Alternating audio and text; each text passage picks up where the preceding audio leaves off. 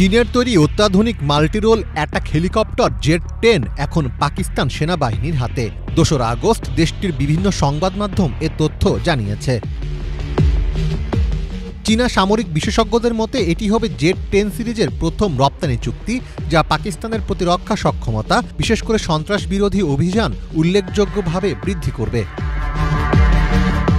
পাকিস্তান সেনাবাহিনীর প্রধান field marshal Asim মুনির মুলতান সেনানিবাসে এক অনুষ্ঠানের মাধ্যমে এই অত্যাধুনিক হেলিকপ্টারটি আনুষ্ঠানিকভাবে পাকিস্তান সেনাবাহিনীর বহরে যুক্ত করেন।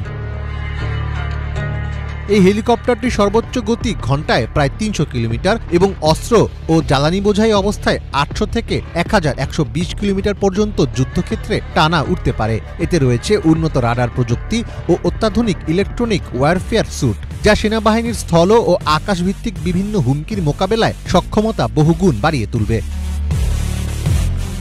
বর্তমানে পাকিস্তান সেনাবাহিনী মার্কিন যুক্তরাষ্ট্রের তৈরি অ্যাটাক হেলিকপ্টারও ব্যবহার করে, ফলে পাকিস্তান সেনাবাহিনীর গ্রাউন্ড ফাইটিং ক্যাপাসিটি আরও বাড়বে। সুনির্দিষ্ট আঘাত হানার জন্য নকশা করা এই হেলিকপ্টার পাকিস্তান সেনা ও বিমান ইউনিটের আকাশ ও স্থল দুই ধরনের হুমকির বিরুদ্ধেই সক্ষমতা বাড়াবে।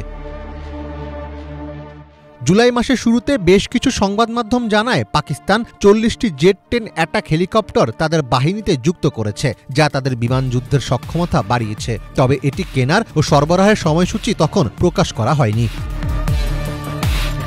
মীর ফজলে রাব্বি, বাংলা ভিশন।